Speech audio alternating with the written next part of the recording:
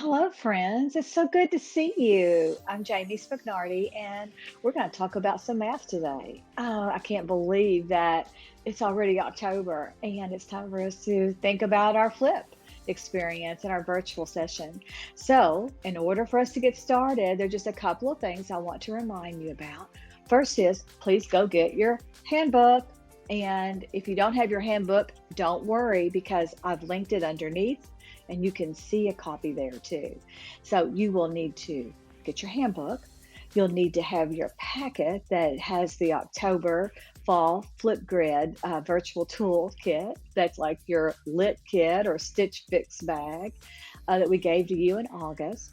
And then you'll want to be sure and take a look at those documents that we've linked underneath the video. Our focus today is open-ended questioning and how to use informal structures to build mathematical concepts. And of course, we can't do anything without talking about oral language because that's what we're all about.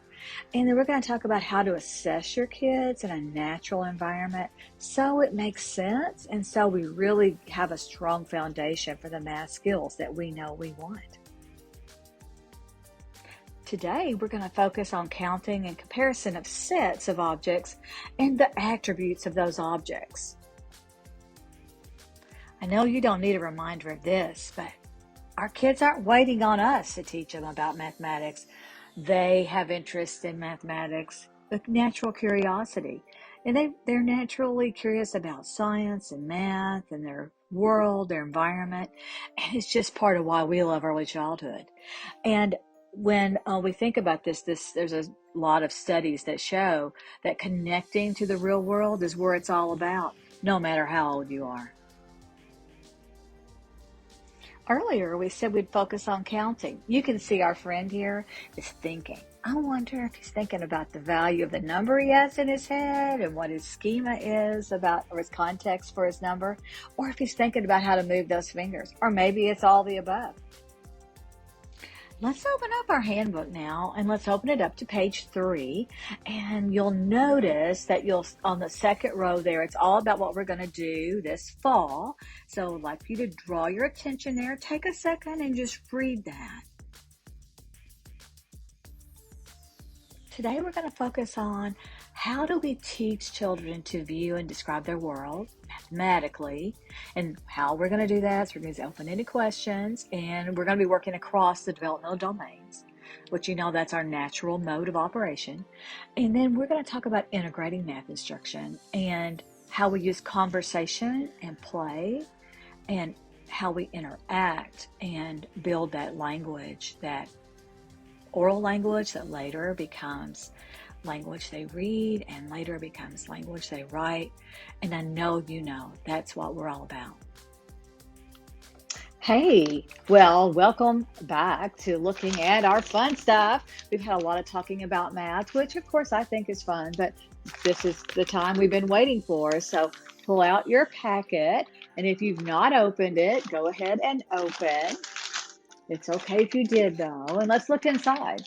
Well, one of the first things we see inside is we see this beautiful book, Never Let a Dinosaur Scribble. I don't know if you are familiar with this book or not, but it is written by Diane Alber, and it is just delightful. It has a little bit of excitement in there and a little bit of anxiety about what this dinosaur is going to do. So it creates a lot of interest. But it also gives us an opportunity to launch from this book. Now, you know how we are. We always like to give you your crowd questions and your peer experience.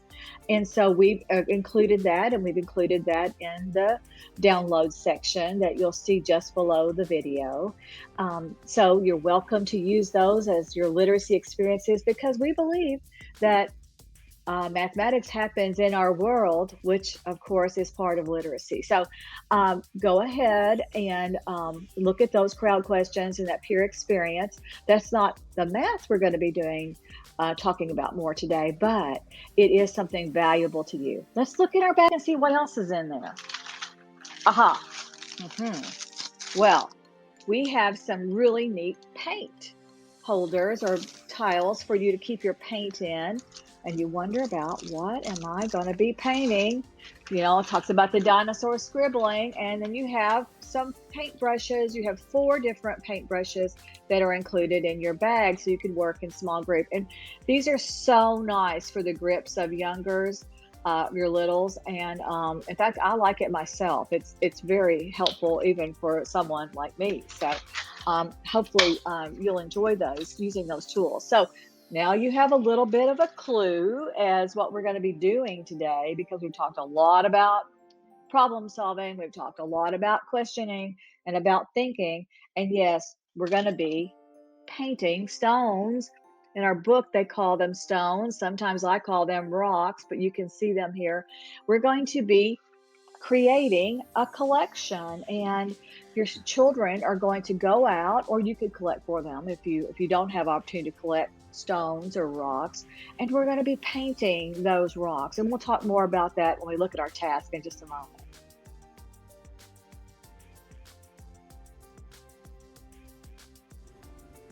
Let's dig into our handbook again, and let's look on page 4.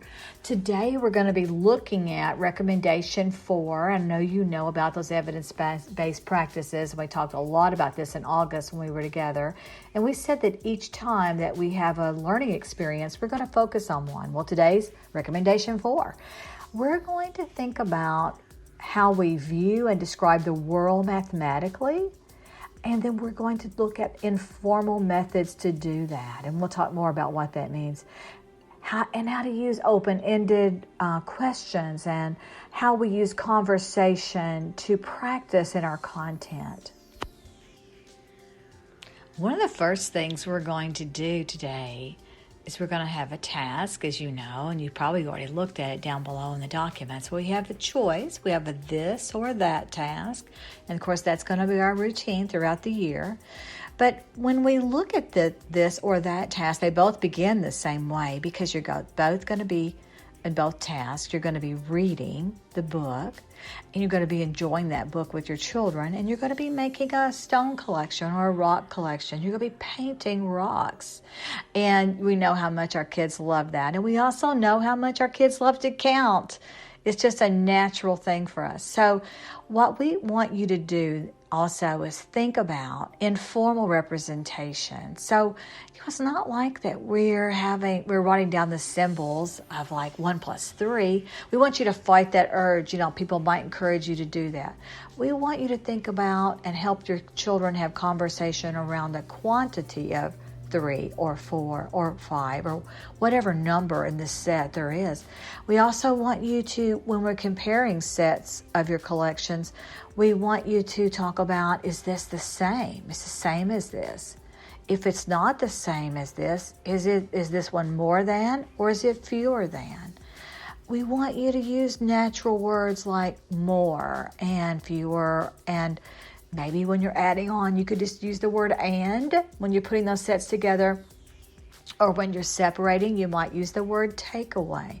So we're not using those formal symbols like, again, we're being encouraged to do sometimes, but we're having conversation so the mathematical concepts are in the real world and they're making sense to our children. Now it's time to really look closely at those tasks. So this task is entitled Paint, Observe, Compare Stone Sets, and Talk. That says it all right there. So the first thing, of course, it reminds you as you're going to be watching the video. Of course, you're already doing that one. So check, you've got number 1 almost finished. So the second thing is reminding you too that we want you to assist your children, and with their making their stone collection. It can be that each child just paints one stone.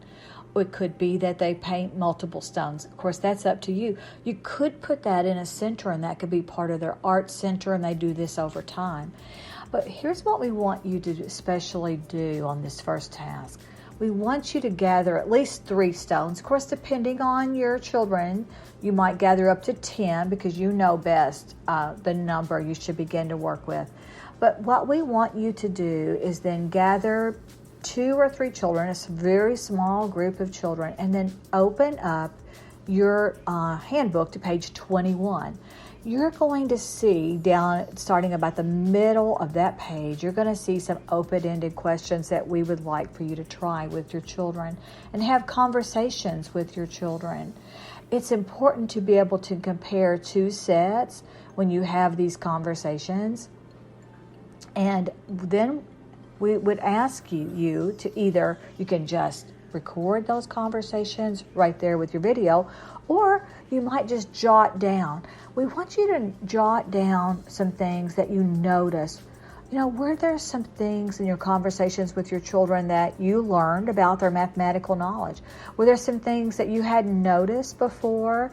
Or maybe some validations that you were thinking these things were becoming solid in their concepts in mathematics and in quantity and set, but you just didn't know for certain. So what we want you to do is to jot those down, and then we want you to flip back to us. Your flip can be with your colleagues, or you can do it by yourself. But it is important that you give us the full names of folks, and I think we're going to remind you of this in just a bit, but be sure to tell the full name, first and last name, and the district for everyone that's included in the video. We just can't say that often enough, because I know what happens. You get excited, you're making the video, and you forget about it. And guess who would be the very first person to forget? Yes, it would be me, because I would be so excited wanting to tell you about what my kids had done. Now let's look at our that task, our other choice. So the title kind of says it all again, Milestone Number Story. So in this time, instead of using the questions that are exactly like they are on page 21 in your handbook, I'm going to ask you to make up some of your own open-ended questions. You know your children best. You know what they might be working on and need to be thinking about next. We wanted to give you the opportunity to just choose the questions for yourself. So design your questions, have those conversations with your littles in small groups, similar to what this task was. But also now we ask you to give your folks a blank piece of paper and ask them to tell their number story. They can draw, they can tell, they can do their version of writing about their number story and about the number story of their stone or rock collection. And we know that this would be something that you would enjoy for time to come. You could even make a class book from all your number stories and have your first, maybe, math number story book. So would ask you the same thing. You could either take a little video piece while they're doing that work and then talk about it also. Or you could jot down what you noticed, what you saw, and show us some pictures and things of your work. So you can work with a group again, your colleagues. You can work alone. Well, it's almost time for us to say goodbye, friends. And we've talked a lot to you, and you're probably going, okay, I think I know what to do. Just let me get started. And we hope that's how you feel. But if you don't, just know that in the next slide, you're going to see contact information, and just to remind you of that, I'm sure you already know how to get us, but contact information. So please don't hesitate if you have some problems. Please don't hesitate, if you see that things just aren't uploading, and we can maybe talk you through that. So don't be surprised if you have a little bit of tweaking to do. But we want to remind you on Flip that you just keep on submitting and going all the way through. And then after you uploaded, you have an opportunity to write comments. It is so helpful to us when you begin your video if you say your first and last name, and that's true for all the members in your group. And we want to remind you, it's fine for us if you record in your small group with folks that attended the academy, or if you're in your classroom and your instructional assistant is in there and they're not somebody that attended the academy, but it's someone that you work with regularly, that's fine too, for you to be sure they're included on a Flip, because we want you to have your colleagues there that you interact with each day. So let me remind you again, please go through Submit, write your comment in the comment section. Please type your names in and the district that you're from, because it helps us with recording. And then we want to remind you to when after you've submitted, go back in, watch at least 2 videos. And we know you're going to watch way more than that because everyone's doing that. But we want you to watch as many videos as you can, but at least two. And we want you to comment, encourage each other. And you're going to love what some people have done. Even though our tasks are similar, you'll find out people do all kinds of things and make all kinds of moves with their kids. And when people share their reflections of how this worked with their kids, oh, it's so invaluable. So we appreciate you. We can't wait to see your flip. Now, I know you remember this, but we're posting this on October 17th. You have until November 30th to get it uploaded. Then there'll be a time there, November 30th, that we close that out.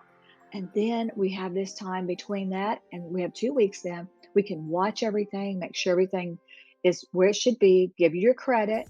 We'll send you a survey. It's like an evaluation survey. And on that evaluation survey, as soon as you hit submit, then you receive your certificate for your 2 hours of credit that you've completed this experience. It will be up to your district to decide if that's PD credit or if it's just some of your school day work that you do. And you've got all that together. We know that you know all those little rules. So bye-bye, signing off. So great to get to be with you, even if it's virtually, and can't wait to see what you send back. Thank you. Holding up my handbook, just to remind you, you've got your QR codes, you've got Flipgrid codes, you've got everything in here, and that's all on page 20. But guess what? By now we've told you that 15 times. So I'm going to let you go and can't wait to see what you do. Bye-bye.